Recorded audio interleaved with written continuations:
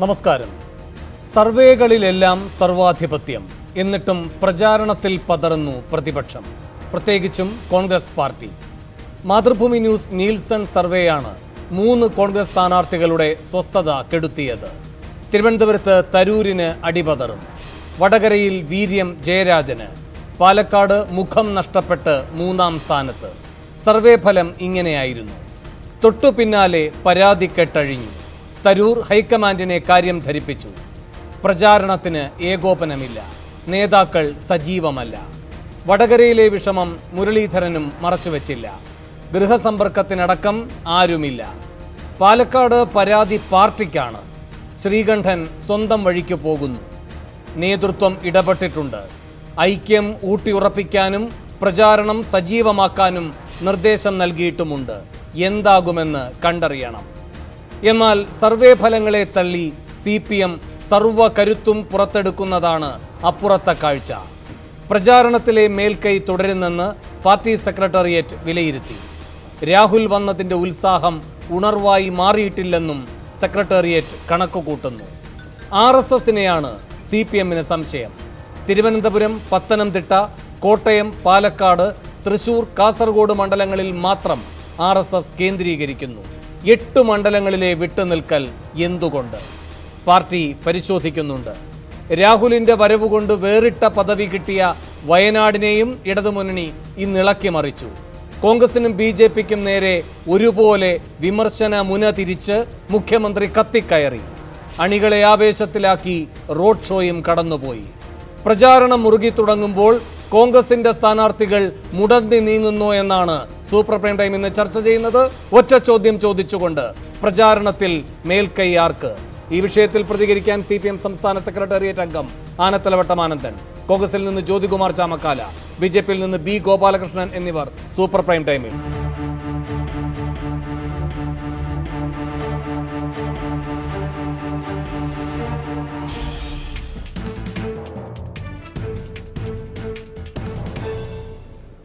കോൺഗ്രസിന് കാലിടറുന്നോ എന്നാണ് super prime time ആദ്യം ചർച്ച ചെയ്യുന്നത്. ശ്രീ ആനത്തലവട്ടം ആനന്ദൻ, രാഹുൽ കേരളത്തിൽ മത്സരിക്കുന്നു. കോൺഗ്രസിനെ സംബന്ധിച്ച് അവരുടെ ദേശീയ അധ്യക്ഷൻ ചരിത്രത്തിലാദ്യമായി ഇത്തരമൊരു തീരുമാനമെടുത്തിരിക്കുന്നു. അപ്പോൾ സ്വാഭാവികമായും അതിൻ്റെ ഒരു ഊർജം 20 മണ്ഡലങ്ങളിൽ ദക്ഷിണേന്ത്യയിലാകെ ആഞ്ഞടിക്കുമെന്ന് അവകാശപ്പെടുന്നവർക്ക് ഈ നാട്ടിലെങ്കിലും അതുണ്ട് എന്ന് തെളിയിക്കേണ്ടതുണ്ട്. എന്നാൽ ഇവിടെ ഇപ്പോൾ അവരുടെ ഏറ്റവും പ്രധാനപ്പെട്ടൊരു മത്സരം നടക്കുന്ന മണ്ഡലമായ തിരുവനന്തപുരത്ത് ശശി തരൂരിനെ പോലെ ഒരു നേതാവിന് പരാതി കൊടുക്കേണ്ടി വരികയാണ്. ഏകോപനമില്ല, നേതാക്കന്മാർ സജീവമല്ല എന്ന്. BJPയെ കർക്കശമായി നേരിടേണ്ടി വരുന്നൊരു മണ്ഡലമാണ് തിരുവനന്തപുരം. കഴിഞ്ഞ തവണ അവരായിരുന്നു 2ാം സ്ഥാനത്ത്. അപ്പോൾ BJPയെ നേരിടുന്നതിൽ വിമുഖത കാട്ടുന്ന രാഹുൽ ഗാന്ധി, BJPയെ നേരിടാൻ വിമുഖത കാട്ടി ശശി തരൂരിന് പിന്നിൽ നിൽക്കുന്ന കോൺഗ്രസ് പാർട്ടി, ഇതാണോ ഈ ചിത്രം? കോൺഗ്രസ് BJPക്കെതിരായി പരസ്യമായി പറയുന്നതേ ഉള്ളൂ. ശശി തരൂരെന്ന് മുഗൾ വാസനിക്കിന് ഇവിടുത്തെ നേതാക്കന്മാരാരും എൻ്റെ കൂടെ ഇല്ല, എനിക്ക് വേണ്ടി പ്രവർത്തിക്കുന്നില്ല എന്ന് പരാതി പറയുന്നെങ്കിൽ വളരെ സീരിയസ് അല്ല, ഗൗരവമല്ലേ? ശശി തരൂരിനെ പോലെ ഒരാൾ 2 ദിവസത്തിന് മുമ്പാണ് ഇവിടുത്തെ DCCയുടെ സെക്രട്ടറി തമ്പാനൂർ സതീശൻ്റെ ഒരു ഫേസ്ബുക്ക് വാർത്ത വന്നു. പത്രങ്ങളോ ചാനലോ റിപ്പോർട്ട് എഴുതിയല്ല, അയാൾ തന്നെ കുറിപ്പിട്ടാണ്. പകൽ എൻ്റെ കൂടെ നടക്കുന്ന കോൺഗ്രസ്സുകാർ രാത്രിയാകുമ്പോൾ അവർ RSSകാരുടെ കൂടെ പോകണം. എന്തൊരു ദയനീയമായ ഒരു ചിത്രമാണെന്നേ. ഈ ശശി തരൂരിൻ്റെ ഇപ്പം മുഗൾ വാസനയ്ക്ക് എഴുതിയ കത്ത് ഇതിൻ്റെയൊക്കെ കൂടി ഒരു തുടർച്ചയായിട്ട് വേണം കാണാൻ. വേറൊരു കാര്യമുള്ളത്, ശശി തരൂർ ഇവിടുത്തെ KPCC പ്രസിഡന്റിന് കത്ത് എഴുതുന്നില്ല, ഉമ്മൻചാണ്ടിയോട് പരാതി പറയുന്നില്ല, രമേശ് ചെന്നിത്തലയോട് പറയുന്നില്ല, മുഗൾ വാസനയ്ക്ക് എഴുതിയാണ്.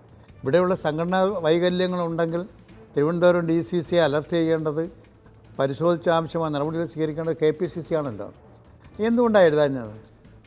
ശശി തരൂരിനറിയാം ഇവരൊക്കെ കൂടി അറിഞ്ഞുകൊണ്ടുള്ള ഒരു കച്ചവടമാണ്, കളിയാണ് നടക്കുന്നത്. അതുകൊണ്ട് ഇവരോട് പറഞ്ഞിട്ട് കാര്യമില്ല. ഇവർ രാഹുൽ ഗാന്ധി ഇവിടെ കൊണ്ടുവരാനും രാഹുൽ ഗാന്ധിയുടെയോ അല്ലെങ്കിൽ കേന്ദ്ര നേതൃത്വത്തിൻ്റെയോ മനസ്സില്ലായ്മയൊക്കെ മാറ്റി ഇവിടെ കൊണ്ടുവരാൻ ഇടയായത് തന്നെ ഇവർക്ക് നിന്നു പറ്റണം. കോൺഗ്രസ്സിന് കേരളത്തിൽ രക്ഷയില്ല. രാഹുൽ ഗാന്ധി വന്നാൽ അതിൻ്റെ ഭരണത്തിൽ ഒരു ഊർജം കിട്ടും, 20 മണ്ഡലങ്ങളിലും ഞങ്ങൾ ജയിക്കും എന്തൊക്കെ പറഞ്ഞാണ് രാഹുൽ ഗാന്ധിയെ കൊണ്ടുവന്നത്. ഇപ്പോൾ ആ രാഹുൽ ഗാന്ധി വന്നതിൻ്റെ ഊർജ്ജമില്ല, നേരത്തെ ഉണ്ടായിരുന്ന ഊർജ്ജം കൂടെ ചോർന്നു പോവുകയാണ്. അതാണ് ഈ റിസൾട്ടെല്ലാം കാണുന്നത്. ഇത് ചിദാനന്ദപുരി എന്ന് പറഞ്ഞ് RSSൻ്റെ മൈൻഡുള്ള ഒരു സ്വാമിയുടെ ഒരു എഴുത്ത് വന്നല്ലോ. അത് പറഞ്ഞല്ലോ, RSS എല്ലാ ആൾക്കാരും മറ്റേ UDFനെ സപ്പോർട്ട് ചെയ്യണം, BJPക്ക് ഒരു അക്കൗണ്ട് തുറക്കാൻ 2 മണ്ഡലത്തിൽ സഹായിക്കണം. ഇതെല്ലാം കൂടെ ചേർത്ത് വായിക്കുമ്പോഴാണ് BJPയും കോൺഗ്രസും തമ്മിൽ വ്യത്യാസമില്ല, മുഖ്യ എനിമി ഇടതുപക്ഷമാണ്, ഇടതുപക്ഷത്തെ പരാജയപ്പെടുത്തണം, നയത്തിൽ നിലപാടുകളിൽ കോൺഗ്രസിൻ്റെയും BJPയുടെയും നിലപാടും നയവും ഒന്നാണ്, എതിർക്കുന്നത് ഇടതുപക്ഷമാണ്, അവരെ തോൽപ്പിക്കാൻ 2 കൂട്ടരും കൂടെ കൂടിയാലോചിക്കും എന്നുള്ളതേ ഉള്ളൂ, ധാരണ ഉണ്ടാക്കും എന്നുള്ളതേ ഉള്ളൂ. ഇത് ഒരു വശം. രണ്ടാമത്തെ അതീവ ഗൗരവതരമായ വശം കോൺഗ്രസ് മിണ്ടുന്നില്ല. കോൺഗ്രസ് ഇന്നിപ്പോൾ രാഹുൽ ഗാന്ധിക്കെതിരെ ഏതോ ആക്രമണത്തിന് വരുമ്പോഴെന്ന് പറഞ്ഞ് സീരിയസ് ആയ ഒരു ഇഷ്യൂ ഉയർത്തിക്കൊണ്ടുവന്നിട്ടുണ്ട്. അതേസമയം BJP ഇറക്കിയ തെരഞ്ഞെടുപ്പ് വിജ്ഞാപനമുണ്ട്. ആ തെരഞ്ഞെടുപ്പ് വിജ്ഞാപനം എത്ര ഡേഞ്ചറസാണ്. മനസ്സിൽ ഇപ്പോൾ ഉള്ളതുപോലെ പറഞ്ഞില്ലേ, ആരെങ്കിലും കമൻറ്റ് ചെയ്യുന്നുണ്ടോ? രാഹുൽ ഗാന്ധിയും കമൻറ്റ് ചെയ്തില്ല, കോൺഗ്രസും കമൻറ്റ് ചെയ്യുന്നില്ല. എന്താ പറഞ്ഞിരിക്കുന്നത്? പ്രകടന പത്രികയിൽ എന്താ? നിങ്ങൾ മാതൃഭൂമി തന്നെ 4, 5, 6 കാളത്തിൽ കൊടുത്തിട്ടുണ്ട്, വികസനവും ഹിന്ദുത്വവും. ഇത് രണ്ടും പരസ്പര പൂരകമല്ലല്ലോ. ഹിന്ദുത്വമാണ് നടപ്പാക്കുന്നതെങ്കിൽ അവിടെ പിന്നെ വികസനം ഉണ്ടാവില്ല, പരസ്പര വിരുദ്ധമാണ്. ഹിന്ദുത്വം നടപ്പാക്കലാണ് ഞങ്ങളുടെ അജണ്ട, ഞങ്ങൾ അധികാരത്തിൽ വന്നാൽ. കൂട്ടത്തിലൊരു കാര്യം കൂടി പറഞ്ഞു, പൗരത്വ ബില്ലിൽ ആദ്യം അവർ അത് പ്രസിദ്ധീകരിച്ച മോഡിയും അമിത്ഷായും മറ്റ് നേതാക്കളും എല്ലാം കൂടെ നിന്ന് പ്രസിദ്ധീകരിക്കുന്ന പ്രിൻ്റഡ് കോപ്പിയിൽ മുസ്ലിമില്ല, ക്രിസ്ത്യാനിയില്ല, പാർസിയില്ല. ക്രിസ്ത്യാനിയെ പിന്നെ ചേർത്തു, പിന്നെ രണ്ടാമത് ഓൺലൈനിൽ ചേർത്തു. അതെ, ഓൺലൈനിൽ ചേർത്ത്. ഇത് രണ്ടും പത്രം പ്രസിദ്ധീകരിച്ചിട്ടുണ്ട്. അത് പിന്നീടൊരു സമ്മർദ്ദമൊക്കെ വന്നപ്പോഴത്തേക്ക് ക്രിസ്ത്യാനി കൂടെ പെടുത്തി, ബാക്കിയുള്ളവരെ ഒഴിവാക്കി. ഇന്ത്യയിൽ ഇവരെല്ലാം അന്യമതക്കാർ, എൻ്റെ രാജ്യത്തിലെ മതമാണ്. ഇസ്ലാം മതവും ക്രിസ്തു മതവുമെല്ലാം ഇന്ത്യൻ മതമല്ല. അതുകൊണ്ട് ഹിന്ദു സംസ്കാരം, ഇന്ത്യൻ മതം എന്ന് BJPയുടെ അജണ്ട, സംഘപരിവാർ ശക്തികളുടെ അജണ്ട പരസ്യമായി പറയാൻ മടി കാണിക്കാത്ത മാനിഫെസ്റ്റോ ഇറക്കി. ഇന്ത്യയിൽ ജനിച്ചു വളർന്ന നാനാജാതി മതവിഭാഗങ്ങൾക്ക് ഇവിടെ പൗരത്വവും താമസിക്കാനും എല്ലാത്തിനും സ്വാതന്ത്ര്യമുള്ള ഒരു രാജ്യത്ത് അതിന് ഞങ്ങൾ അനുവദിക്കില്ല, ഞങ്ങൾ വീണ്ടും അധികാരത്തിൽ വന്നാൽ. അതായത് പാർലമെൻറ്റിൽ BJP MPമാർ ചെയ്ത പ്രസംഗം ശരിവയ്ക്കുകയാണ്. 2020 ആകുമ്പോൾ ഇന്ത്യ മുസ്ലിം ക്രിസ്ത്യൻ ഇതര ഭാരതമാകും. ശരി, അതിൻ്റെ ഓപ്പൺ സ്റ്റേറ്റ്മെൻറ്റാണ് തെരഞ്ഞെടുപ്പ് വിജ്ഞാപനം. ശരി, തെരഞ്ഞെടുപ്പ് പ്രകടന പത്രിക. ശരി, ശ്രീ ജ്യോതികുമാർ ചാമക്കാലയും ചർച്ചയിൽ സന്നിഹിതനായിട്ടുണ്ട്. ശ്രീ ജ്യോതികുമാർ ചാമക്കാല, ഇവിടെ ആനത്തലവട്ടം സഖാവ് പറയുകയായിരുന്നു, രാഹുൽ ഗാന്ധി വന്നെങ്കിലും രക്ഷപ്പെടാമെന്ന് നിങ്ങൾ കരുതുകയായിരുന്നു ഊർജം സംഭരിക്കാൻ. ആ ഊർജവുമില്ല, നേരത്തെ ഉണ്ടായിരുന്ന ഊർജം പോയി എന്നിപ്പോൾ തരൂരടക്കമുള്ളവർ പരാതിക്കെട്ടഴിക്കുകയും ചെയ്യുന്നു. അപ്പോൾ BJPയെ നേരിടുന്ന സന്ദർഭം വരുമ്പോൾ എന്തുകൊണ്ടാണ് ഇങ്ങനെ മുടന്തുന്നത്? നിങ്ങളുടെ ദേശീയ അധ്യക്ഷൻ കേരളത്തിൽ വരുമ്പോഴും നിങ്ങൾക്ക് അഭിമുഖീകരിക്കേണ്ടി വരുന്ന ചോദ്യം ഇതാണ്. ഇവിടെ 2ാം സ്ഥാനത്ത് നേരത്തെ നിന്ന് BJPയെ തോൽപ്പിച്ച് വിജയത്തിലേക്ക് പോയ തരൂരും ഇപ്പോൾ അതേ ആശങ്ക പങ്കുവയ്ക്കുമ്പോൾ എന്താണ് സംഭവിക്കുന്നത് കോൺഗ്രസിന്? അല്ല, ഒരുപാട് ഊർജ്ജം ഉള്ളവരുണ്ടല്ലോ, പിണറായി വിജയനും കോടിയേരി ബാലകൃഷ്ണനും ഒക്കെ. അവരവരുടെ ഊർജ്ജം കാണിക്കട്ടെ. വേറെ അവരുടെ അഖിലേന്ത്യാ ജനറൽ സെക്രട്ടറിയുടെ ഊർജ്ജം പരിപൂർണ്ണമായി വറ്റിപ്പോയി. കാരണം വേറെ എങ്ങുമില്ല. ഇനി കേരളത്തിൽ വന്നാൽ മാത്രമേ ഇച്ചിരി ഊർജ്ജം അവശേഷിക്കുന്നുള്ളൂ. അത് വെച്ച് പച്ചപ്പ് പോലെ കേരളത്തിൽ മാത്രമേ ഉള്ളൂ. ആ ഊർജ്ജം എത്രത്തോളം ഉയർന്നു വരും, ഏതെല്ലാം ഉന്നതിയിലേക്ക് എത്തും നമ്മൾ കാത്തിരുന്ന് കാണാം. ഞാൻ ആക്ഷേപിക്കാൻ വേണ്ടി പറഞ്ഞല്ല.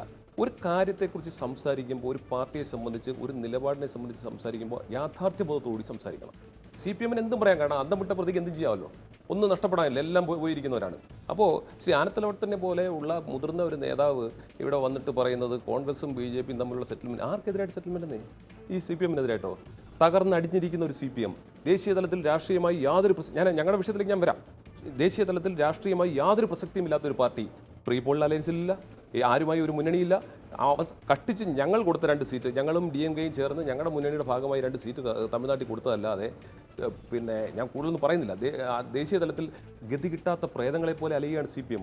ആകപ്പാടെ ഇവിടെ ഒരു പിന്നെ എന്താ പറയുന്നത്, പാലമരത്തിൽ ഒരു ആണി അടിച്ച് തളച്ച് കെട്ടാൻ പറ്റുമെങ്കിൽ മാത്രമേ എന്തെങ്കിലും അവശേഷിക്കുന്നുള്ളൂ. അപ്പോൾ CPMൻ്റെ അവസ്ഥ ഗതി കിട്ടാ പ്രേതം പോലെ അലയാണ് അവരുടെ അഖിലേന്ത്യാ ജനറൽ സെക്രട്ടറി. അഖിലേന്ത്യാ ജനറൽ സെക്രട്ടറി പ്രചാരണത്തിന് പോകാൻ എങ്ങും സ്ഥലമില്ല. എവിടെയാണ് പോകാൻ പറ്റുക? മറ്റ് സംസ്ഥാനങ്ങളിലെങ്ങും ഇല്ല. പിന്നെ പ്രകാശക്കാരായിട്ടും ബൃന്ദക്കാരായിട്ടും എങ്ങും പോകാനില്ലെന്നേ. കേരളത്തിൽ വന്ന് നിൽക്കുക, എന്തെങ്കിലും പറ്റി കൂട്ടിക്കൊണ്ട് പോകാമെന്ന് പറയും. കാരണം ഇല്ലെങ്കിൽ ഓഫീസ് പോലും ഒഴിയേണ്ടി വരും. പലരും MPമാരുടെ ഓഫീസുള്ള വീടുകളിലാണ് പ്രവർത്തിച്ചുകൊണ്ടിരിക്കുന്നത്. ഞാൻ പോട്ടെ, ഞാൻ അവരുടെ ദയനീയാവസ്ഥ കൂടുതൽ ആക്ഷേപിക്കുന്നില്ല. കാരണം നമുക്ക് 21 തീയതി കഴിഞ്ഞ് നമുക്ക് അതിനെക്കുറിച്ച് സംസാരിക്കാം. ഞങ്ങളെ സംബന്ധിച്ച് ഇപ്പോൾ തിരുവനന്തപുരത്തെ വിഷയമാണ് നിങ്ങൾ എടുക്കുന്നത്. ഞങ്ങളെ സംബന്ധിച്ച് വേണു, ഞങ്ങളുടെ പാർട്ടിയിൽ വീഴ്ചകളുണ്ട്, അത് പരസ്യമാണ്, ഞങ്ങളത് പരിഹരിക്കുക തന്നെ ചെയ്യും. ഞങ്ങൾക്ക് പരിഹരിക്കുന്നതിന് ഒരു മടിയുമില്ല, പരിഹരിച്ചിട്ടുണ്ട്. ഇവിടെ ഞങ്ങൾ എന്തിനാണ് ഇപ്പോൾ ഈ പറയുന്ന 1-2 സ്ഥാനത്ത് നിൽക്കുന്നത്? ഞങ്ങളെ സംബന്ധിച്ചാണ് നിങ്ങളുടെ അഭിപ്രായ സർവേ ഉൾപ്പെടെ ഞങ്ങളെ സംബന്ധിച്ച് ഞങ്ങൾ കഴിഞ്ഞ പ്രാവശ്യം 10 വർഷമായി നിൽക്കുന്ന സ്ഥലമാണല്ലോ. ഇവിടെ നിങ്ങളുടെ അഭിപ്രായ സർവേയും മറ്റ് സർവേകളും വിശ്വസിച്ചാൽ LDFിൻ്റെ സ്ഥാനം എത്രയോ പിന്നിലാണ്. LDFിന് എത്ര ശതമാനം വോട്ടുണ്ട്? ഏകദേശം 20-ന് മുകളിൽ എന്ന് പറയാനുള്ളൂ, 25-ന് തികച്ചെത്തുന്നില്ല. ആ രീതിയിലേക്കാണ് കാര്യങ്ങൾ നിൽക്കുന്നത്. പിന്നെ ഇങ്ങനെയൊക്കെ പറഞ്ഞ് എന്തെങ്കിലുമൊക്കെ നേടാൻ പറ്റുന്നില്ല, എന്ത് ആത്മസംതൃപ്തി അടയാൻ പറ്റുമെങ്കിൽ LDF അറിഞ്ഞോട്ടെ. ഞങ്ങളെ സംബന്ധിച്ച് ഞങ്ങളുടെ ഭാഗത്ത് വീഴ്ചകൾ ഉണ്ടായിട്ടുണ്ടെങ്കിൽ അത് പരിഹരിക്കാൻ പറ്റുന്ന നേതൃത്വം ഞങ്ങൾക്കുണ്ട്. അത് ശ്രീ 23%.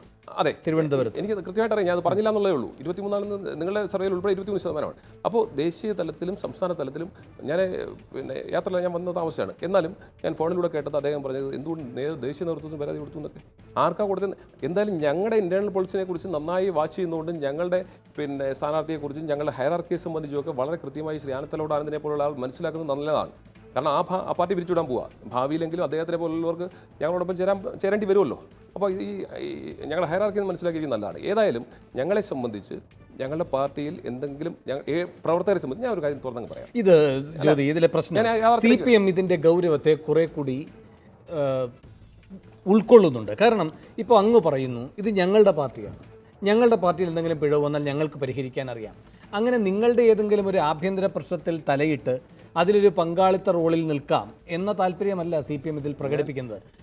ഇതിൽ അവർ പറയുന്നത് BJP വിരുദ്ധ നീക്കത്തിൽ നിങ്ങൾ വെള്ളം ചേർക്കുന്നു, BJP വിരുദ്ധമായ ഒരു തെരഞ്ഞെടുപ്പ് യുദ്ധത്തിൽ നിങ്ങൾ കടിപതറുന്നു, അതിൽ മറ്റ് താല്പര്യങ്ങൾ പ്രവർത്തിക്കുന്നു എന്ന് പറയുമ്പോൾ നിങ്ങളുടെ BJP വിരുദ്ധതയെ ചൂണ്ടിക്കാട്ടിക്കൊണ്ടാണ്, അതിലെ സംശയിക്കേണ്ട ഘടകങ്ങളാണ് കൂടുതൽ എന്ന് ചൂണ്ടിക്കാട്ടിക്കൊണ്ടാണ് CPM ഈ വിഷയത്തിൽ പ്രതികരിക്കുന്നത്.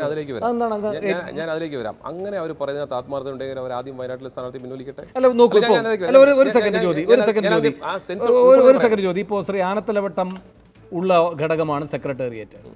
അദ്ദേഹം പങ്കെടുത്ത ഇന്നലത്തെ സെക്രട്ടേറിയറ്റ് മീറ്റിംഗിൽ അവർ ഈ വിഷയത്തെ ഗൗരവമായി കാണുന്നുണ്ട്. അവർ കണ്ടെത്തുന്നത് തിരുവനന്തപുരം, പത്തനംതിട്ട, കോട്ടയം, പാലക്കാട്, തൃശ്ശൂർ, കാസർഗോഡ് മണ്ഡലങ്ങളിൽ മാത്രം RSS കേന്ദ്രീകരിക്കുന്നു. ഇതിപ്പോൾ ഏതാണ്ട് 6 സ്ഥലങ്ങളാണ്. എന്ന് വെച്ചാൽ 14 സ്ഥലങ്ങളിൽ RSSനെ കാണാനില്ല എന്നാണ് അവരുടെ ഒരു വിലയിരുത്തൽ. അപ്പോൾ എന്തുകൊണ്ടാണ് ഇവരുടെ പ്രവർത്തനങ്ങളെ ഇത്ര ജാഗ്രതയോടെ CPM കാണുന്നത്? ഞാൻ താങ്കൾ മുമ്പ് പറഞ്ഞതുപോലെ ഞങ്ങളുടെ പ്രവർത്തകരുടെ വീഴ്ച അതുകൊണ്ട് ഞങ്ങൾ പരിഹരിച്ചുള്ള അത് ഞങ്ങളുടെ ഇന്റേണൽ പ്രശ്നമാണെന്ന് പറഞ്ഞ് അവസാനിക്കാനല്ല ഞാൻ നിൽക്കുന്നത്. ഞങ്ങളെ സംബന്ധിച്ച് ഞങ്ങൾ ഇലക്ഷൻ മത്സരിക്കുന്നത് ഞങ്ങളുടെ സിറ്റിംഗ് സീറ്റിലാണ്. കഴിഞ്ഞ 10 വർഷമായി ശ്രീ ശശി തരൂർ തിരുവനന്തപുരത്ത് MP ആണ്. അദ്ദേഹം ജയിക്കണമെന്ന് ഏറ്റവും കൂടുതൽ ആഗ്രഹിക്കുന്നവർ കോൺഗ്രസ് നേതാക്കന്മാരാണ്. കോൺഗ്രസിൻ്റെ അഭിമാന പ്രശ്നമാണ് ജയിക്കണമെന്നുള്ളത്. അതുകൊണ്ട് തന്നെ ഞങ്ങൾ ഒരു ലാഘവ ബുദ്ധിയോട് ഇതിനെ കാണുന്നില്ല. ഇവിടെ മനസ്സിലാക്കേണ്ട ഒരു കാര്യം, തിരുവനന്തപുരം കോർപ്പറേഷൻ ലിമിറ്റിൽ എല്ലാ പാർട്ടികൾക്കും സ്വാഭാവികമായും പ്രവർത്തകരുടെ സ്കേഴ്സിറ്റി ഉണ്ട്, ഷോർട്ടേജ് ഉണ്ട്, അത് വസ്തുതയാണ്. അത് പരിഹരിക്കാറുമുണ്ട്, പല രീതിയിലായിട്ട് പരിഹരിക്കാറുണ്ട്. പക്ഷേ ഈ പ്രവർത്തനവുമായി ബന്ധപ്പെട്ട് ഒരു പരാതി ഉണ്ട് എന്ന് പറഞ്ഞ് ഒരു വലിയ പരാതിയാക്കി മാറ്റുന്നതിൻ്റെ പിന്നിൽ ആരെന്ന് കൂടെ അന്വേഷിക്കണം. ഒന്ന് ഞാൻ അതിലേക്ക് വരാം, ഗൗരവത്തിൽ തന്നെ വരാം. അല്ല ഒരു സെക്കൻഡ്, ഇപ്പോൾ നിങ്ങളുടെ ഇവിടുത്തെ DCC ജനറൽ സെക്രട്ടറി, അതല്ലേ അദ്ദേഹത്തിൻ്റെ പദവി? അതെ. തമ്പാനൂർ സതീഷ് പറയുകയാണ് ഇങ്ങനത്തെ പ്രശ്നമുണ്ടെന്ന്. ശ്രീ ആനത്തലവട്ടം പറഞ്ഞ വാചകങ്ങളാണ്, ഞാൻ അദ്ദേഹത്തിൻ്റെ ഫേസ്ബുക്ക് പോസ്റ്റ് കണ്ടതല്ല, ഇന്ന് ദേശാമൻ റിപ്പോർട്ട് ഇരിക്കുന്ന ഞാൻ വായിക്കുകയുണ്ടായി. ശ്രീ ആനത്തലവട്ടം പറയുമായിരുന്നു എൻ്റെ കൂടെ പകൽ നടക്കുന്ന കോൺഗ്രസ്സുകാർ രാത്രിയാകുമ്പോൾ RSSകാർക്കൊപ്പം പോകുന്നു എന്നാണ് സതീഷ് പറഞ്ഞതെന്നാണ് പറയുന്നത്. പിന്നെ ശ്രീ VS ശിവകുമാർ ഈ കാര്യത്തിൽ സജീവമല്ല എന്ന ആക്ഷേപം ഉയർന്നിട്ടുണ്ട്. ഇവിടെ വിൻസെന്റിനെ പറ്റി അങ്ങനെ ആക്ഷേപം വരുന്നില്ല. കാരണം വിൻസെന്റ് വളരെ സജീവമായി നിൽക്കുന്നുണ്ട്, മുരളിക്ക് പറ്റില്ല, വടകരയിൽ സ്ഥാനാർത്ഥിയാണ്. പിന്നെ കാണേണ്ട പ്രധാനപ്പെട്ട സന്തോഷ സഹചാരി ആരാണ്? ശിവകുമാറാണ്. അദ്ദേഹത്തെ കാണുന്നില്ല എന്ന് പറയുന്നു. ഇന്നിപ്പോൾ തരൂര് തന്നെ പറയുകയാണ്, എനിക്ക് പെട്ടെന്ന് തോന്നുന്നില്ല, പക്ഷെ അങ്ങനെ പോരായ്മകൾ ഉണ്ടെങ്കിൽ പാർട്ടി പരിഹരിക്കും. അത് മാന്യമായി ഉള്ള ഒരു പ്രതിഷേധം അറിയിക്കലാണ്. അങ്ങനെ പോരായ്മകൾ ഉണ്ടെന്ന് ആരെങ്കിലും പറയുന്നെങ്കിൽ അത് പാർട്ടി പരിഹരിക്കാനുള്ള കഴിവ് പാർട്ടിക്കുണ്ടെന്നാണ് അദ്ദേഹം പറഞ്ഞത്. ഇനി രാത്രി പിന്നെ RSSകാരാണെന്ന് പറഞ്ഞ ഒരു സ്റ്റേറ്റ്മെന്റ് പോസ്റ്റ് ശ്രീ ആനത്തലോട്ടോ ആനന്ദം കാണിച്ചാൽ ഞാൻ ഇവിടെ വെച്ചപ്പോൾ മാപ്പ് പറയാം.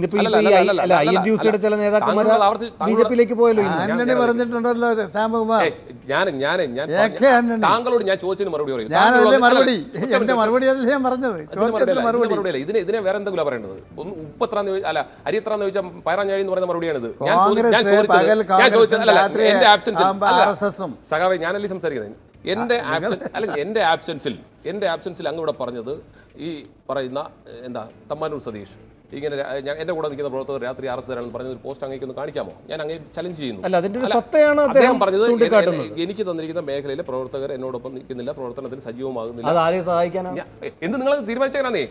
ജ്യോതി, ഇവിടെ നിങ്ങൾ നേർക്കുനേർ ഏറ്റുമുട്ടുന്നത് ആരുമായിട്ടാണ്? CPM ആയിട്ടാണോ? അല്ല, കാരണം CPM-ന് സ്ഥാനാർത്ഥിയാണ്, LDF സ്ഥാനാർത്ഥിയാണ്. ഞാൻ അതിലേക്ക് വരുന്നത്. അദ്ദേഹം അത്തരത്തിലൊരു പോസ്റ്റ് ഇട്ടുണ്ടെങ്കിൽ അതിന്റെ കാരണം എന്താണെന്ന് DCCയോട് ബോധിപ്പിക്കേണ്ട ഉത്തരവാദിത്വമായിരുന്നു ആദ്യം അദ്ദേഹത്തിനുണ്ടായിരുന്ന. പോസ്റ്റ് ഇടുന്നതിന് മുമ്പ് അതിന് പാർട്ടി ഇടപെട്ട് പരിഹാരം, എല്ലാത്തിനും കയറി ഫേസ്ബുക്ക് പോസ്റ്റ് ഇടുന്ന ഒരു സംസ്കാരത്തിനോട് എനിക്ക് യോജിപ്പില്ല. അല്ല, ഇത് നിങ്ങളുടെ പാർട്ടിക്കകത്ത് പല താല്പര്യക്കാർ ഈ കാര്യത്തിൽ ഭിന്നം, ഈ തരൂരിനെതിരെ നിൽക്കുന്നതുകൊണ്ടാകാം ഇത് പുറത്തു വരട്ടെ എന്ന താല്പര്യം സതീഷ് കാണിച്ചിട്ടുണ്ടാവുക. ഞാൻ അതിലേക്കാണ് വരുന്നത്. സതീഷിനെ സംബന്ധിച്ച് സതീഷ് എന്തുകൊണ്ട് ആ പോസ്റ്റ് ഇട്ടതെന്നും അതിന്റെ ക്ലാരിഫിക്കേഷൻ തൊട്ടടുത്ത ദിവസം തന്നെ അദ്ദേഹം കൊടുത്തിട്ടുണ്ട്. ആ ക്ലാരിഫിക്കേഷനെ കുറിച്ച് നിങ്ങൾ ആരും സംസാരിക്കുന്നില്ല. അപ്പോൾ അത് അവിടെ അദ്ദേഹം ഏത് അർത്ഥത്തിലായിട്ടതെന്നും അതിന്റെ ക്ലാരിഫിക്കേഷനും അപ്പുറത്തുണ്ട്. അത് എടുത്ത് വായിച്ചാൽ ആനത്തലവടത്തിന് ബോധ്യമാവും. അല്ലെങ്കിൽ ഞാൻ അദ്ദേഹത്തിന് അതിന് കോപ്പി കൊടുക്കാം, അദ്ദേഹത്തെ ബോധ്യപ്പെടുത്താം. ഇനി ഇവിടത്തെ സംബന്ധിച്ച് നിങ്ങൾക്കൊരു സംശയവും വേണ്ട. ഇപ്പോൾ പല കോൺസ്റ്റിറ്റ്യുവൻസികളിലും പ്രതിപക്ഷ നേതാവും അതുപോലെ തന്നെ പാർട്ടി പ്രസിഡന്റ് KPC പ്രസിഡന്റും ഉൾപ്പെടെയുള്ളവർ റിവ്യൂ നടത്തിക്കൊണ്ടേയിരിക്കുകയാണ്. 20 കോൺസ്റ്റിറ്റ്യുവൻസിലും ഇവിടെയും അത് നടക്കുന്നുണ്ട്. ഇവിടെ ഞങ്ങളെ സംബന്ധിച്ച്, ഞങ്ങളുടെ കോൺഗ്രസിനെ സംബന്ധിച്ച് ജനാധിപത്യപരമായി പോകുന്ന സംവിധാനമാണ്. അതിനകത്ത് പരസ്യമാണ്. ഇതൊന്നും പിന്നെ CPM നിങ്ങൾ നല്ല പറഞ്ഞു, സെക്രട്ടേറിയറ്റ് കൂടി അവരെന്തോന്ന് ചർച്ച ചെയ്യണമെന്നേ. അവർ ചർച്ച ചെയ്യുന്നതും പുറത്തു വരുന്നത് രണ്ടാണ്. അതൊക്കെ ആയിക്കോട്ടെ. ചർച്ച ഒരു വഴിക്ക് നടക്കും, ചായ കുടിക്കും, പുറത്തു വരുന്നത് വേറെ വാർത്ത, എന്തെങ്കിലും ആയിക്കോട്ടെ. അത് തയ്യാറാക്കാൻ വരെ ആളുകളുണ്ടല്ലോ അവിടെ, അതായിക്കോട്ടെ. ഞങ്ങളെ സംബന്ധിച്ച് ഇതെല്ലാം പബ്ലിക്കാണ്. ഞങ്ങളത് ചർച്ച ചെയ്യുന്നുണ്ട്. ഞങ്ങളുടെ ഭാഗത്ത് എന്തെങ്കിലും വീഴ്ചകളുണ്ടെങ്കിൽ അത് പരിഹരിക്കും. അത് വേണു ഉൾപ്പെടെ ഇതുപോലുള്ള മാധ്യമങ്ങൾ ഉൾപ്പെടെ ഇടപെട്ട് നമ്മൾ പരിഹരിക്കപ്പെടുകയും ചെയ്യും. നമുക്കിവിടെ സെക്യുലറിസം നിലനിൽക്കണം. അത് നിലനിൽക്കാൻ ഇവിടെ കോൺഗ്രസ് വിജയിച്ചേ മതിയാവും. ആ രീതിയിലേക്ക് നമ്മൾ മുമ്പോട്ട് പോകാനും ചെയ്യും. ശരി, ഞാൻ രണ്ടുപേരിലേക്ക് വരാം. ശ്രീ B. ഗോപാലകൃഷ്ണൻ, ഇവിടെ നിങ്ങളുമായുള്ള ധാരണ ഉണ്ടാകുന്നു. ചില സ്ഥലങ്ങളിൽ നിങ്ങൾക്ക് അക്കൗണ്ട് തുറക്കാനുള്ള നീക്കുപോക്കുകളുടെ ഭാഗമായിട്ടാണ് ഇങ്ങനൊരു ദൗർബല്യം ഇങ്ങനെ കോൺഗ്രസ് പ്രകടിപ്പിക്കുന്നതെന്ന്. കാരണം ഈ സർവേ ഫലങ്ങൾ മുഴുവൻ ഇവർക്ക് അനുകൂലമായിട്ടാണ് വരുന്നത്. സർവേയെ സ്വീകരിക്കണോ വേണ്ടയോ എന്ന കാര്യം അവിടെ മാറ്റി നിർത്തിയാൽ, ഇപ്പോൾ പ്രതിപക്ഷ നേതാവും പറയുകയുണ്ടായി, ഇതിൻ്റെ ശാസ്ത്രീയതയിലൊക്കെ എനിക്ക് സംശയമുണ്ട്. പക്ഷേ എല്ലാ സർവേകളും ഒരേ രൂപത്തിൽ പോകുന്നുവെങ്കിൽ ഒരു ട്രെൻഡ് സെറ്റ് ചെയ്യപ്പെട്ടിട്ടുണ്ട് എന്നതിൻ്റെ തെളിവാണത്.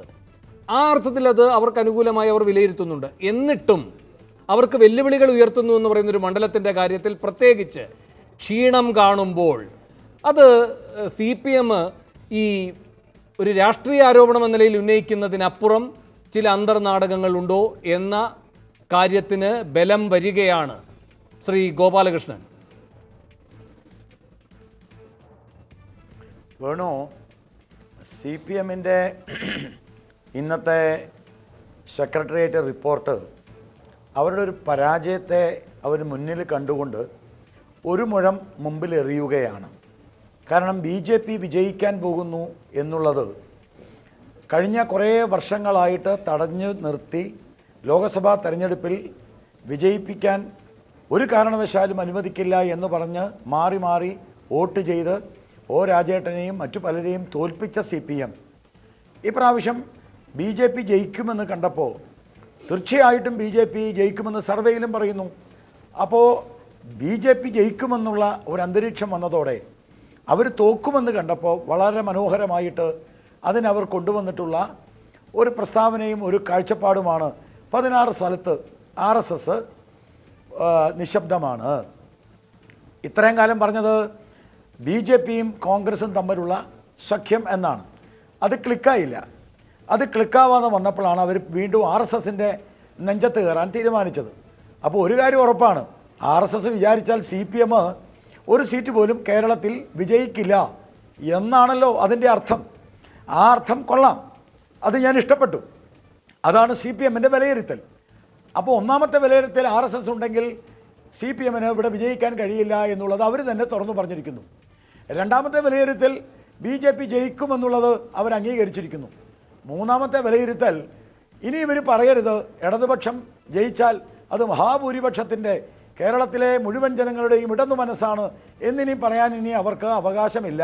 കാരണം അവർ ജയിക്കണമെങ്കിൽ വിരുദ്ധ ചേരികളിൽ വോട്ട് വിരുദ്ധമായി പോകണം എന്നവർ ആഗ്രഹിക്കുന്നു. ഈ മൂന്ന് കാര്യം അവർ ഈ പ്രസ്താവനയിലൂടെ ഉറപ്പാക്കുന്നു. ഇനി എനിക്ക് ആനത്തലവട്ടം ആനന്ദനോട്, ബഹുമാനപ്പെട്ട എൻ്റെ സുഹൃത്തിനോട് പറയാനുള്ള ഒരു കാര്യത്തിന് വേണു അനുവദിക്കണം. അദ്ദേഹം സ്വാമി ചിദാനന്ദപുരിയുടെ ഒരു സ്റ്റേറ്റ്മെൻറ്റ് ഉദ്ധരിച്ചു. ഇങ്ങനെ ഈ കള്ളത്തരം പറയല്ലേ എൻ്റെ ആനത്തലവട്ടം ആനന്ദൻ, താങ്കളുടെ തലമുടിയൊക്കെ നരച്ചതല്ലേ, എത്രയോ പക്വതയോടെ പറയണം. ഇന്ന് കൊച്ചിയിൽ വെച്ച് അദ്ദേഹം ഞാൻ അങ്ങനെ പറഞ്ഞിട്ടില്ല, അങ്ങനത്തെ ഒരു സംഭവം ഉണ്ടായിട്ടില്ല, ഇത് കളവായി പ്രചരിപ്പിക്കുകയാണ് എന്ന് കൃത്യമായിട്ട് ചിദാനന്ദപുരി സംസാരിച്ചത് ഒരു പ്രധാനപ്പെട്ട എല്ലാ മാധ്യമങ്ങൾക്കും അദ്ദേഹം കൊടുത്തിട്ടുള്ള വാർത്തയാണ്. മറ്റൊരു കാര്യം, ഈ RSSും ഈ CPMും ഒരേ വർഷം ഈ ഇന്ത്യയിൽ ഉണ്ടായതാണ്. RSS ഉണ്ടായി അതേ വർഷം 1925, അതേ വർഷമാണ് CPMും ഉണ്ടായത്. പക്ഷേ RSS 2 പ്രധാനമന്ത്രിമാരെയും ഏതാണ്ട് ഒരു പ്രസിഡന്റിനെയും ഇന്ത്യയിലെ നിരവധി മുഖ്യമന്ത്രിമാരെയും സംഭാവന ചെയ്തു. ഇന്ത്യയിലെ ഏറ്റവും വലിയ മഹാപ്രസ്ഥാനമായി തൊഴിലാളി മേഖലയിൽ, വിദ്യാർത്ഥി മേഖലയിൽ, മത്സ്യപ്രവർത്തകരുടെ മേഖലയിൽ, ചുമട്ടുതൊഴിലാളികളുടെ മേഖലയിൽ, വനവാസി മേഖലയിൽ, ആതുര സേവാ മേഖലയിൽ, എന്തിന് അന്ധന്മാരുടെ ഇടയിൽ പോലും ലോകത്തിലെ ഏറ്റവും വലിയ സംഘടനയായി അത് വളർന്ന് പന്തലിച്ചപ്പോൾ ഒരു ഓട്ടോറിക്ഷയിൽ കയറാനുള്ള MP-മാരെയും കൊണ്ട് നാഷണൽ പെർമിറ്റ് എന്ന് പറയുന്ന ബോർഡും വെച്ച് ഓടിക്കുന്ന അവസ്ഥയിലേക്ക് CPM എത്തിച്ചേരുമ്പോൾ ഞങ്ങൾ എതിർക്കുന്നത് CPMനെയാണ്, ഇടതുപക്ഷത്തെയാണെന്ന് പറയുന്നത് ബാലിശമാണ്. ആനത്തലവട്ടം ആനന്ദൻ, ഒരു കോൺഗ്രസിൻ്റെ MP കൂടുതൽ ജയിക്കുന്നത് ഞങ്ങൾക്ക് ദോഷമാണ്. ഇത് മനസ്സിലാക്കാത്തത് എന്താ? ഒരു കോൺഗ്രസ് MPയും ഒരു CPM MPയും ജയിക്കുന്നത് ഞങ്ങൾക്ക് ദോഷമാണ്. 2 MP-മാരും ഒരുമിച്ച് കൈ ഉയർത്തുന്ന ആർക്കാ? രാഹുൽ ഗാന്ധിക്കാ.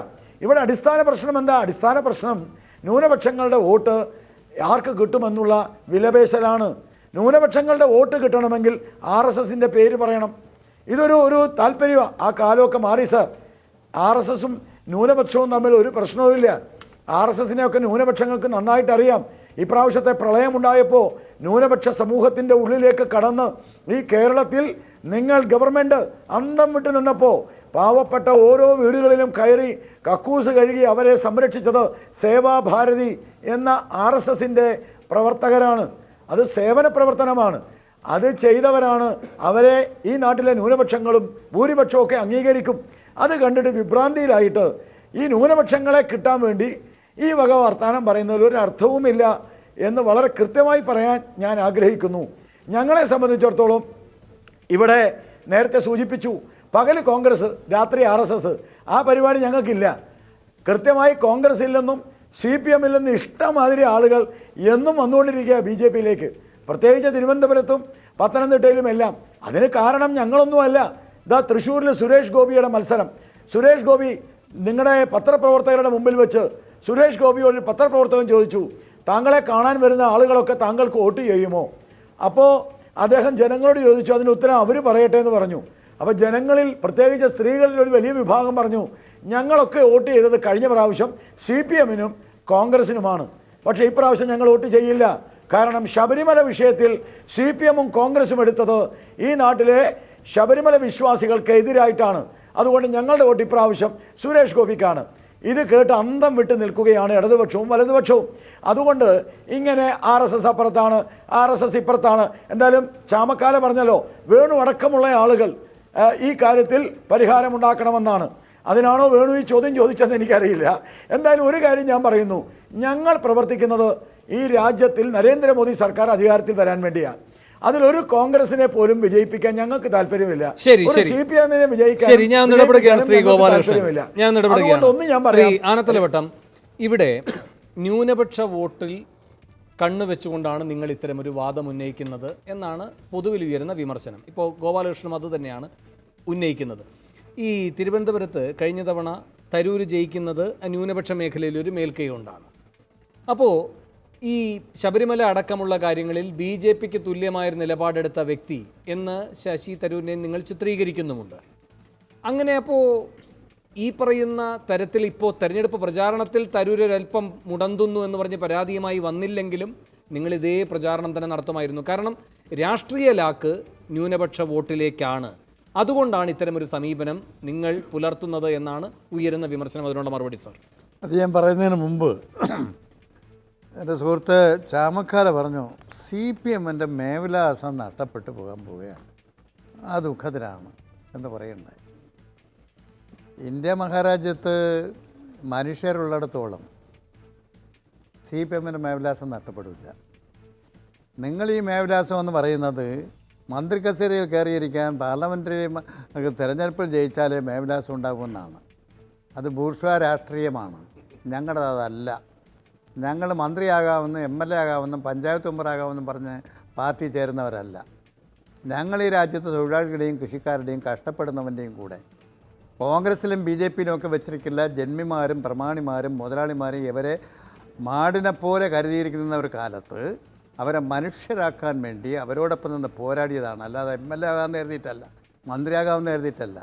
ഒരു സീറ്റിലുമില്ലെങ്കിലും നിങ്ങൾക്ക് ഇന്ത്യയിലെ ഇടതുപക്ഷമില്ലാത്ത ഒരു ഇന്ത്യയെക്കുറിച്ച് ചിന്തിക്കാൻ സാധിക്കുമോ? നിങ്ങളെടുത്ത ഓരോ നിലപാടുകളിലും ഞങ്ങളുടെ അംഗസംഖ്യ എത്രയെന്നുള്ളതല്ല, നിലപാടെന്തെന്നുള്ളതാണ് പ്രധാനം, നയം എന്തെന്നുള്ളതാണ് പ്രധാനം. ബി ജെ പിയും കോൺഗ്രസും ഒരേ തൂവൽ പക്ഷികളെപ്പോലെ ചില തീരുമാനങ്ങളെടുത്തു. ഞങ്ങൾക്ക് അംഗസംഖ്യ കുറവായിരുന്നു, പക്ഷേ ഞങ്ങളൊരു നിലപാടെടുത്തു. ഒരു ഉദാഹരണം, നിങ്ങൾ പൗരത്വ ബില്ല് കൊണ്ടുവന്നു. ആ പൗരത്വ ബില്ല് കൊണ്ടുവന്നതിൽ ബി ജെ പി കൊണ്ടുവന്ന പൗരത്വം മുസ്ലിങ്ങളെ ഒഴിവാക്കിക്കൊണ്ട് മുസ്ലിങ്ങൾ പൗരത്വം കൊടുക്കാൻ ഒക്കില്ല. ആ ബില്ലിനെ ഞങ്ങൾ അംഗസംഖ്യ കുറവാണ് എതിർത്തത് ഇടതുപക്ഷമാണ്, കോൺഗ്രസ് അനുകൂലിച്ചു. നിങ്ങൾ അവർ തമ്മിൽ വല്ല വ്യത്യാസമുണ്ടാകും. മുത്തലാഖ് ബില്ല് വന്നു. ഇന്ത്യയിലെ ഒരു മതവിഭാഗത്തിനെയും വിവാഹമോചനം നടത്തിക്കഴിഞ്ഞാൽ ജീവനാംശം കൊടുക്കലല്ലാതെ ക്രിമിനൽ കേസ് പ്രതിയാക്കില്ല. സിവിൽ കേസാണ്, വ്യവഹാരമാണ് വിവാഹം. അവിടെ നിങ്ങൾ എന്തിനാണ് മുസൽമാനെ 3 വർഷം തടവിന് ശിക്ഷിക്കുകയും ക്രിമിനൽ കേസിൽ പ്രതിയാക്കുകയും ചെയ്യുന്ന വ്യവസ്ഥ കൊണ്ടുവന്നത്? അതിനെ ഞങ്ങൾ എതിർത്തു. അംഗസംഖ്യ കുറവാണ്, ആട്ടോറിക്ഷ കയറാനുള്ളവരെ ഉണ്ടായിരിക്കും. പക്ഷേ കോൺഗ്രസ്സോ അനുകൂലിച്ചു. ഇപ്പം നിങ്ങൾ നോക്കൂ, കാശ്മീരിൻ്റെ പ്രത്യേക പദവി അതെടുത്തു കളയാമെന്ന് പറഞ്ഞ് സംഘപരിവാർ RSS ശക്തികൾ സുപ്രീം കോടതിയിൽ കേസ്. കോൺഗ്രസ് അനുകൂലം. നിങ്ങൾ കക്ഷിയായിരുന്നോ? ഇല്ല, ഇടതുപക്ഷം കക്ഷിയായിരുന്നു. ഇങ്ങനെ ഓരോ പ്രശ്നത്തിലും നിങ്ങൾ രണ്ടു കൂട്ടർ ഒരേ നിലപാടെടുക്കുകയും അതിന് വ്യത്യസ്തമായ നിലപാട് സ്വീകരിക്കുകയും ചെയ്യുന്ന അംഗബലം നോക്കിയിട്ടല്ല, നയം നോക്കിയിട്ട്, നിലപാട് നോക്കിയിട്ട് ആ നിലപാടിന് അനുകൂലമായി നിൽക്കുന്ന പ്രസ്ഥാനമാണ് കമ്മ്യൂണിസ്റ്റ് പ്രസ്ഥാനം. ഇനിയും അത് തന്നെയാണ്. നിങ്ങൾ സാമ്പത്തിക നയത്തിൽ ബി ജെ പിയും കോൺഗ്രസും തമ്മിൽ വ്യത്യാസമുണ്ടോ? ഇവിടെ തിരുവനന്തപുരം എയർപോർട്ട് വിൽക്കാൻ തീരുമാനിച്ചു ബി ജെ പി. നിങ്ങളും കൂടെ ശശി തരൂർ യോജിപ്പല്ലേ? ഇന്ത്യയിലെ പൊതുമേഖലാ സ്ഥാപനങ്ങൾ 7.5 ലക്ഷം കോടി രൂപയുടെ വിൽക്കൂ. ഓഹരി വിറ്റു. നിങ്ങളാണ് തുടങ്ങി വെച്ചത്. ബി ജെ പി ഇപ്പോൾ അത് വിൽക്കുന്നു. നിങ്ങൾ ഹിന്ദുത്വം നടക്കുന്ന ഗോവധ നിരവധി. ഇന്നലെയും ആസാമിൽ 68 വയസ്സായ ഷൗക്കത്ത് എന്ന് പറഞ്ഞ ഒരു മുസ്ലിം വ്യാപാരി 30 വർഷമായി ഒരു ചന്തയിൽ ഹോട്ടൽ നടത്തുന്നവനാണ്. അവിടെ ഇറച്ചിയും മാട്ടിറച്ചിയും ഉണ്ട് വിറ്റുണ്ടായിരുന്നു. അയാളെ പിടിച്ച് റോഡിലിട്ട് തല്ല്. പോലീസ് വന്നതിന് ഫലമായി ജീവൻ നഷ്ടപ്പെട്ടില്ല. എന്നിട്ട് അവനെ കൊണ്ട് പന്നി ഇറച്ചി തീറ്റിച്ചു. ഇക്കാര്യത്തിൽ നിങ്ങൾക്ക് വ്യത്യാസമുണ്ടോ? കോൺഗ്രസ് എന്താ പറയുക? ഇന്ത്യയിലെ 28 സംസ്ഥാനങ്ങളിൽ 21 സംസ്ഥാനങ്ങളിലും ഗോവധം നിരോധിച്ചത് ഞങ്ങളാണ്. അതുകൊണ്ട് ബി ജെ പി ആ ക്രെഡിറ്റ് അടിക്കണ്ട, ഹിന്ദുക്കളുടെ വോട്ട് പിടിക്കണ്ട. അവരും തമ്മിൽ എന്താ വ്യത്യാസം? ഇപ്പം മധ്യപ്രദേശ് നിങ്ങൾ അധികാരത്തിൽ വന്നു. നിങ്ങൾ പറയുമല്ലോ മധ്യപ്രദേശിൽ ഞങ്ങൾ വന്നു, ഛത്തീസ്ഗഡിൽ വന്നു, രാജസ്ഥാനിൽ വന്നു. അവിടെ എന്താ ചെയ്തിരിക്കുക? സംസ്ഥാനം ഉടനീളം ഗോമൂത്രം സംഭരിക്കൽ. ബി ജെ പിക്കാരനെ തോപ്പിക്കാൻ കോൺഗ്രസ്സാണ് ചെയ്യുന്നത്. കോൺഗ്രസ് മുഖ്യമന്ത്രി ചാണകത്തിൻ്റെ കേക്കുണ്ടാക്കി വിതരണം, ഹിന്ദു വോട്ട് പിടിക്കാൻ, ഹിന്ദുക്കളുടെ താല്പര്യം. പശുവിന് കിടക്കാൻ ഗോശാല പഞ്ചായത്ത് തോറും, മനുഷ്യന് കിടക്കാനിടവില്ല. എന്ത് വ്യത്യാസം? ഇപ്പം നിങ്ങളുടെ AICCയുടെ ജനറൽ സെക്രട്ടറി റാവത്തല്ലേ പറഞ്ഞത്? ബാബർ മസ്ജിദ് പൊളിച്ചത് ഞങ്ങൾ ഭരിച്ചപ്പോഴാണ്, നരസിംഹറാവു ഇരുന്നപ്പോൾ. അത് കെട്ടണം, രാമക്ഷേത്രം അവിടെ പണിയണമെങ്കിലും ഞങ്ങൾ വരണം. പത്രക്കാർ ചോദിച്ചത് നിങ്ങളത് കോൺഗ്രസിൻ്റെ അഭിപ്രായമാണ്. അത് എന്ത് വ്യത്യാസം നിങ്ങൾ തമ്മിൽ? മച്ചമ്പിമാരല്ലാതെ, ഒരേ നയമല്ലാതെ. ഇതിനെയാണ് ഞങ്ങൾ എതിർക്കുന്നത്. നിങ്ങളുടെ സാമ്പത്തിക നയത്തിൽ, ഇതെല്ലാം വിറ്റുതുലയ്ക്കുന്ന കാര്യത്തിൽ, വിദേശ ഉൽപ്പന്നങ്ങളുടെ ഇറക്കുമതി. ഒന്നാം UPA ഗവൺമെൻറ്റിൽ ഞങ്ങളുടെ നിങ്ങളെ പിന്തുണച്ചതാണല്ലോ. നിങ്ങൾ ആ ഉൽപ്പന്നങ്ങൾ ഇറക്കുമതിയായി ഇന്ത്യൻ വ്യവസായശാലകളും വ്യവസായങ്ങളും തകരും, ഒക്കൂലെന്ന് ഞങ്ങൾ പറഞ്ഞു. നിങ്ങൾ ഇപ്പോഴും നിങ്ങളുടെ മാനിഫെസ്റ്റോ ഇറക്കി. പെട്രോളിൻ്റെ ഡീസലിൻ്റെ വില വർദ്ധിപ്പിക്കില്ല എന്നൊരു വാക്ക് പറയാൻ നിങ്ങളെ കൊണ്ട് സാധിച്ചോ? ഒന്നാം UPA ഗവൺമെൻറ് ഒറ്റ പ്രാവശ്യമാണ് ഡീസലിൻ്റെ വില വർദ്ധിച്ചത്. ഞങ്ങൾ എതിർത്തു. 4 വർഷവും വില വർദ്ധിപ്പിച്ചില്ല, വില വർദ്ധിപ്പിക്കാൻ സാധിച്ചില്ല. അതിനുശേഷമോ രണ്ടാം UPA ഗവൺമെൻറ് വന്നപ്പോൾ നിങ്ങളത് വീണ്ടും തുടർന്നു. നിങ്ങൾക്ക് ഇടതുപക്ഷം വരുന്നത് നിങ്ങൾക്കൊരു വിഷമമാണ്. അന്ന് ഒന്നാം UPA ഗവൺമെൻറ് നിങ്ങൾക്ക് അഴിമതി നടത്താൻ സാധിച്ചില്ല. ഒറ്റയാൾ അഴിമതി കേസ് പ്രതിയായി അകത്ത് കിടക്കേണ്ടി വന്നില്ല. സെക്കൻഡ് UPA ഗവൺമെൻറ് ഞങ്ങളില്ല. എന്ന് പറ്റി 2G സ്പെക്ട്രം കുംഭകോണം, കൽക്കരി കുംഭകോണം, സ്പോർട്സിന് ഐറ്റം വാങ്ങിച്ചതിലെ കുംഭകോണം, മന്ത്രിമാരെല്ലാം ജയിലിൽ. ഈ വ്യത്യാസം നിങ്ങൾ കണ്ടേ? ഇടതുപക്ഷത്തിൻ്റെ പ്രസക്തി അവിടെയാണ്. അത് മനസ്സിലാക്കാതെ ഞങ്ങൾക്ക് പ്രകാശനും അതുപോലെ തന്നെ വൃന്ദാക്കാരാട്ടനും സീതാറാം യെച്ചൂരിക്കും ഒരു സീറ്റ് കിട്ടിയില്ലെങ്കിലും ഞങ്ങൾക്കൊരു നിലപാടുണ്ട്, ഒരു നയമുണ്ട്. അത് ഈ ജന്മിത്വത്തിനും മുതലാളിത്തത്തിനും കോർപ്പറേറ്റിൻ്റെ നയങ്ങൾക്കും എതിരായ നയമാണ്. അത് ഞങ്ങൾ ഉയർത്തിപ്പിടിക്കും. ശരി, ശ്രീ ജ്യോതികുമാർ ചമക്കാല, ഇന്നും ഇപ്പോൾ വയനാട്ടിൽ വെച്ച് മുഖ്യമന്ത്രി സംസാരിക്കുമ്പോൾ പറയുന്നുണ്ട്, ഇന്ന് മാധ്യമങ്ങൾ റിപ്പോർട്ട് ചെയ്യുന്നു, ഇന്നലെ 3 ഗുജറാത്തിലെ കോൺഗ്രസ് MLA മാർ BJP-യിലേക്ക് പോകുന്നു. അതും അൽപേഷ് താക്കൂറിനെ പോലെ ഒരാൾ ഉൾപ്പെടെയാണ് പോയിരിക്കുന്നത്. അപ്പോൾ മൊത്തം എത്ര പേര് പോയി? നേരത്തെ 5, ഇപ്പോൾ 3, 8. അപ്പോൾ ജനം തിരഞ്ഞെടുക്കുന്നത് ഇന്ന് കോൺഗ്രസ് ആയി തിരഞ്ഞെടുത്ത് നാളെ BJP-യിലേക്ക് പൊയ്ക്കോളൂ എന്ന പ്രത്യേക അനുമതിയോടെയാണോ? വേണു, അൽപേഷ് താക്കൂറിനെ കുറിച്ചൊക്കെ പറയുമ്പോൾ അദ്ദേഹം ഒരു സാമുദായിക സംഘടനയുടെ നേതാവായി വന്നു, അദ്ദേഹം കോൺഗ്രസിൽ ചേർന്നു, കോൺഗ്രസിൻ്റെ പേരിൽ MLA ആയി, തിരിച്ച് അദ്ദേഹം സമുദായം അദ്ദേഹത്തെ എതിർത്തപ്പോൾ അദ്ദേഹം അതൊക്കെ ഒരു പ്രത്യേക സാഹചര്യത്തിലാണ്. അത് വേണു മനസ്സിലാക്കാതെ സംസാരിക്കുന്നത്. വേണമെങ്കിലും അറിയായിരിക്കും മുഖ്യമന്ത്രി എന്തോ ഇവരൊക്കെ പറഞ്ഞു. ആ കാര്യത്തിൽ ഒരു യുക്തിയുണ്ട്. കാരണം ഈ പറയുന്ന അദ്ദേഹത്തിന്റെ ടാക്കൂർ സമുദായം ഉൾപ്പെടെ എതിർക്കുകയും പിന്നെ അതിന്റെ ബാക്ക്ഗ്രൗണ്ട് ടാക്കൂർ സേന കമ്മിറ്റിയുടെ തീരുമാനപ്രകാരമാണ് പേരും കോൺഗ്രസ് വിട്ടിരിക്കുന്നത്, BJP-യിലേക്ക് പോയിട്ടില്ല. ഞാൻ അതിലേക്ക് വരാം. അപ്പോൾ കാര്യം മനസ്സിലായല്ലോ. അപ്പോൾ മുഖ്യമന്ത്രി പറയുന്ന പോലെ വേണു ആവർത്തിക്കരുത്. മുഖ്യമന്ത്രി ഇങ്ങനെ വിവരക്കേടുകൾ പറഞ്ഞുകൊണ്ടിരിക്കുക, നമുക്ക് ഒന്നും ചെയ്യാൻ ഒക്കത്തില്ല. കാരണം അദ്ദേഹത്തിന് സ്ഥലജല വിഭ്രാന്തി പിടിച്ചിരിക്കുകയാണ്. ശ്രീ ആനത്തലോട്ട് ആനന്ദൻ ഒരു തികഞ്ഞ കമ്മ്യൂണിസ്റ്റാണ്, അദ്ദേഹത്തെ ഞാൻ അഭിനന്ദിക്കുന്നു, അദ്ദേഹം നല്ലൊരു മനുഷ്യനാണ്. പക്ഷേ നാടോടിക്കാറ്റ് സിനിമയിൽ ഒരു വാചകമുണ്ട്, എത്ര നടക്കാത്ത സുന്ദരമായ സ്വപ്നം ദാസായിരുന്നു. അതേ അവസ്ഥയിലാണ് അദ്ദേഹം ഇങ്ങനെ സ്വപ്നം കണ്ടുകൊണ്ടിരിക്കുക. അദ്ദേഹം പറയുന്നത് ജനങ്ങളെ സേവിക്കാനാണ്, രാജ്യത്തെ സേവിക്കാനാണ് ഞങ്ങൾ പാർട്ടിയിൽ നിൽക്കുന്നത്, ഞങ്ങൾക്ക് MLA ആവേണ്ട, MP ആവേണ്ട. അദ്ദേഹം ഒരിക്കൽ MLA പല പ്രാവശ്യം MLA ആവേണ്ടത് പോട്ടെ, അദ്ദേഹത്തിന് ഇപ്പോൾ MP സീറ്റ് അദ്ദേഹത്തിന് മത്സരിക്കാത്തതും ചിലപ്പോൾ അതുകൊണ്ടായിരിക്കാം, കാരണം അദ്ദേഹത്തിന് ആ മോഹം ഇല്ലായിരിക്കാം.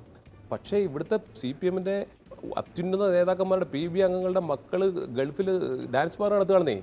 ചില മക്കൾക്ക് നാട്ടിൽ വരാൻ പറ്റത്തില്ല, ചില മക്കൾക്ക് അങ്ങോട്ട് പോകാൻ പറ്റത്തില്ല. അറബികൾ ഇവിടെ തിരക്കി വരിക, കോടികൾ വേണമെന്ന് പറഞ്ഞ്, എന്നിട്ടാണ് പറയുന്നത് ഞങ്ങളിവിടെ ജനാധിപത്യവും സോഷ്യലിസവും നടപ്പിലാക്കുകയാണ്. എന്നെ കൊണ്ട് അതൊക്കെ കൂടുതൽ പറയണോ?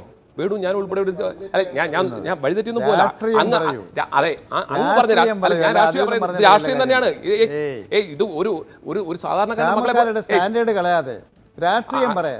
ഏതെങ്കിലും തരത്തിൽ അങ്ങ് അസ്വസ്ഥനാവണ്ട ശ്രീ ആനന്ദലോട്ടം, അങ്ങ് അസ്വസ്ഥനാവണ്ട. അങ്ങ് പറഞ്ഞ പ്ലീസ് പക്വതയെങ്കിലും അങ്ങ് പ്രായവും പക്വതയുണ്ടല്ലോ, ഞാൻ എന്നെ സംബന്ധിച്ച് ഞാൻ പറഞ്ഞത് അങ്ങ് പറഞ്ഞ ഈ രാഷ്ട്രീയം അങ്ങ് CPM-ന്റെ CITU-വിന്റെ കമ്മിറ്റിയിൽ പോയി പറയാം, തൊഴിലാളികളെ വിളിച്ചിരുത്തി പറയാം. കാരണം അവർക്ക് ഒന്നും മനസ്സിലാവില്ല, മറ്റേ കുറേ കാര്യങ്ങൾ പറഞ്ഞുകൊണ്ടിരിക്കാം.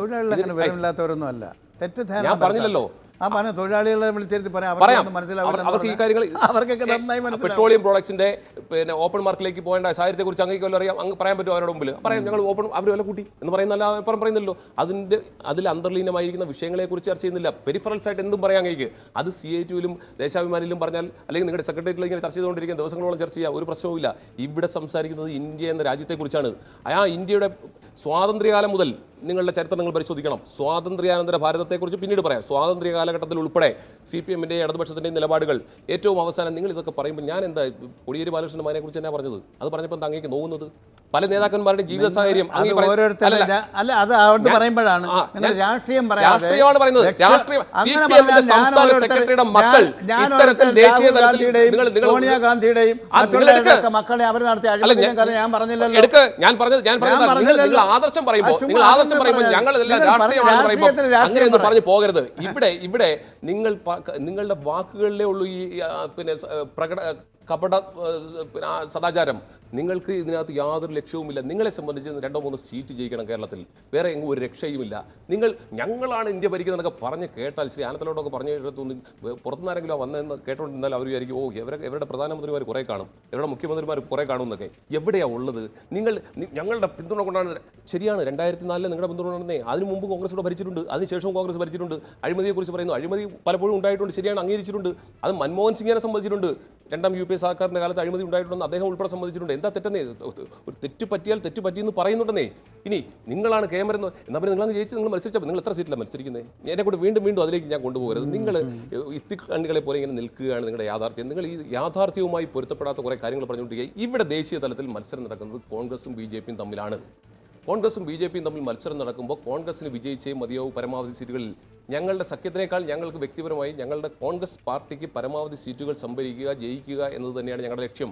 അക്കാര്യം വരുമ്പോൾ ഞങ്ങൾക്ക് കേരളത്തിൽ നിന്ന് പരമാവധി സീറ്റുകൾ ലഭിക്കേണ്ടതുണ്ട്. അതിൻ്റെ ഭാഗത്തേക്ക് വരുമ്പോൾ ഞങ്ങൾ ഒരു വിട്ടുവീഴ്ചയ്ക്കും ആരുമായും തയ്യാറല്ല. പിന്നെ ഇവിടെ ഞാൻ ചോദിക്കുന്നത്, തിരുവനന്തപുരത്ത് വിട്ടുവീഴ്ച എന്തിനു വേണ്ടി വിട്ടുവീഴ്ച ചെയ്യുന്നത്? CPM 2 വള്ളപ്പാട് അകലെയാണ്.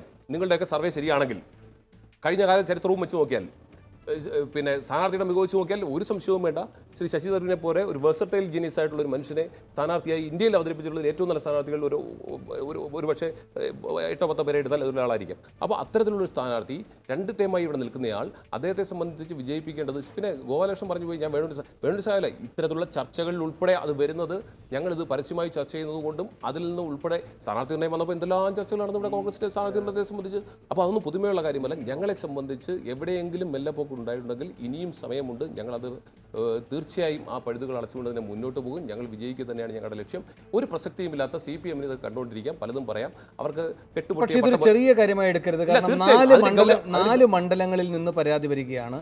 അതിൽ ഈ പറയുന്ന പ്രധാനപ്പെട്ട 2 മണ്ഡലങ്ങൾ BJPയുമായി ബന്ധപ്പെട്ട നിങ്ങൾക്ക് വെല്ലുവിളികൾ ഉയരുന്ന മണ്ഡലങ്ങളുമാണ്. ഒന്ന് തിരുവനന്തപുരം, ഒന്ന് പാലക്കാട്. പാലക്കാടിനെ പറ്റി പിന്നെ ആ സ്ഥാനാർത്ഥിയുടെ താൻപോരിമയെ പറ്റിയാണ് വിമർശനം വരുന്നത്. വടകരയുടെ കാര്യത്തിൽ ഒരു സെക്കൻഡ്, വടകരയുടെ കാര്യത്തിലാണ് പിന്നെ 3ാമത് വരുന്ന പരാതി. അവിടെ ഗൃഹസമ്പർക്ക പരിപാടിക്ക് പോലും ആളുകളെ കിട്ടാത്ത അവസ്ഥ വരുന്നുണ്ട്. പിന്നെ രാഘവന്റെ പരാതിയാണ്, അതവിടെ നേതാക്കന്മാർ വരുന്നില്ല എന്ന്. രാഘവന്റെ ഇപ്പോഴത്തെ സ്ഥിതി വെച്ചുകൊണ്ട് നേതാക്കന്മാർ വരാത്തതിന് നേതാക്കന്മാരെ കുറ്റപ്പെടുത്താമോ എന്നതാണ് യുക്തഭദ്രമായ ചോദ്യം. അങ്ങേക്ക് പറയാം, ചുരുക്കി പറയണം. എനിക്ക് തീർച്ചയായിട്ടും ഈ പരാതികളുണ്ടെന്ന് ആരാ പറയുന്നത്? ഇത് ഒരു കേന്ദ്രം ഇരുന്ന് ഇങ്ങനെ പിന്നെ എന്താ പടച്ചു വിട്ടുകൊണ്ടേയിരിക്കുകയാണ്. എവിടുന്ന് ആരാണ് പറയുന്നത്? സ്ഥാനാർത്ഥി പറഞ്ഞിട്ടുണ്ടോ? സ്ഥാനാർത്ഥി ചീഫ് ഇലക്ഷൻ ഏജന്റ് പറഞ്ഞിട്ടുണ്ടോ? ചെയർമാൻ പറഞ്ഞിട്ടുണ്ടോ? കൺവീനർ പറഞ്ഞിട്ടുണ്ടോ? ശശി തരൂരിനോട് ചോദിച്ചപ്പോൾ പോലും അദ്ദേഹം പറഞ്ഞ ബൈറ്റ് പേര് നിങ്ങൾ കണ്ടതാണ്. 1. 2 പാലക്കാട് ഇന്നിപ്പോ മുല്ലപ്പള്ളി രാമചന്ദ്രൻ പറയുന്നുണ്ട്, നിങ്ങളുടെ വാർത്ത കേട്ടിട്ടാണ് ഞാൻ ഈ യഥാർത്ഥത്തിൽ പോകേണ്ട ജില്ലയിൽ നിന്ന് മാറി ഇങ്ങോട്ടേക്ക് വന്ന് പാലക്കാട് ഉൾപ്പെടെ പാലക്കാട് 10-ാം തീയതി പ്രതിപക്ഷ നേതാവ് ഉൾപ്പെടെ പങ്കെടുത്തുകൊണ്ട് മണ്ഡലാടിസ്ഥാനം മുതൽ പാർലമെന്റ് നിയോജകമണ്ഡലം വരെയുള്ള വിവിധ തലങ്ങളിലുള്ള റിവ്യൂകൾ കഴിഞ്ഞിട്ടുണ്ട്. അവിടെ പറഞ്ഞിട്ടുള്ള ഇന്റേണൽ ഫൈറ്റോ അല്ലെങ്കിൽ എന്തെങ്കിലും പ്രശ്നങ്ങളുണ്ടെങ്കിൽ അതൊക്കെ സ്വാഭാവികമാണ്. എല്ലാ പാർട്ടിയിലും എല്ലാ കാലത്തും ഉണ്ടാകാറുണ്ട്. തെരഞ്ഞെടുപ്പാകുമ്പോൾ പ്രത്യേകിച്ച് ഉണ്ടാകാറുണ്ട്. സ്ഥാനാർത്ഥിയാകുമ്പോൾ അവനെ ഒന്ന് ചെറുതായി കാണിക്കും. എല്ലാ പാർട്ടിക്കാരും ഉണ്ട്, എല്ലാ മുന്നണിയിലും ഉണ്ട്. അതൊക്കെ പരിഹരിച്ചുകൊണ്ട് മുന്നോട്ട് പോകുന്നുണ്ട്. ഇനി ഈ ശ്രീ A. K. ആന്റണി ഉൾപ്പെടെ അവിടെ പോകുന്നുണ്ട്, മുല്ലപ്പള്ളി രാമചന്ദ്രൻ ഉൾപ്പെടെ പോകുന്നുണ്ട്, ശ്രീ ഉമ്മൻചാണ്ടി അവിടെ പോകുന്നുണ്ട്. മുതിർന്ന നേതാക്കൾ 20 മണ്ഡലത്തിലും റോന്തു ചുറ്റിക്കൊണ്ട് 20 മണ്ഡലത്തിലെയും പ്രവർത്തനം എണ്ണയിട്ട യന്ത്രം പോലെ നടക്കുന്നു എന്ന് ഉറപ്പുവരുത്താനുള്ള മെഷീനറി പാർട്ടി സജ്ജമാക്കിയിട്ടുണ്ടെന്നുള്ളതിൽ ഒരു തർക്കവും വേണം. ശരി, ഞാൻ ഇടവേളയിലേക്ക് പോകാൻ. ഇടവേളയ്ക്ക് ശേഷം മറ്റ് അതിഥികളുടെ പ്രതികരണങ്ങളിലേക്ക്.